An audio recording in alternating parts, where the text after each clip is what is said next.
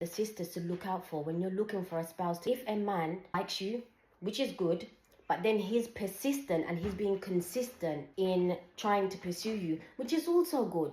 But if he overdoes it and he's love bombing and he mentions all the negatives about his ex-wife and he doesn't take responsibility for the things that he's done wrong, because in a relationship, both people making mistakes, there's always people who are trying to correct themselves.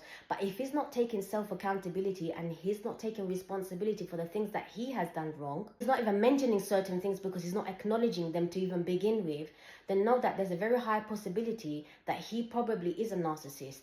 These types of people always blaming other people around them because it's at fault, and they don't know how to bring it back to themselves, and they don't know how to acknowledge that the things that they've done wrong, and they don't know how to express it either. So what they do is they only just mention they're good, and they always love bomb them, continuously talk about the way they've been hurt, things that has been done to them, nothing about things that they've done wrong and how they've improved in that relationship by making mistakes. Subhanallah.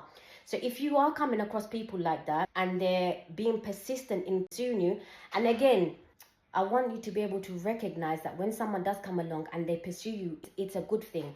But if they are being like quite heavy in their pursuit and then they go through a push-pull method, meaning that they back off and then they ghost you and then they come back again, and then when they do come back, they pursue you hard, and then they pull back again and then they go missing and then they come back in, and sometimes they might even make it look like it's your fault, but when it's not.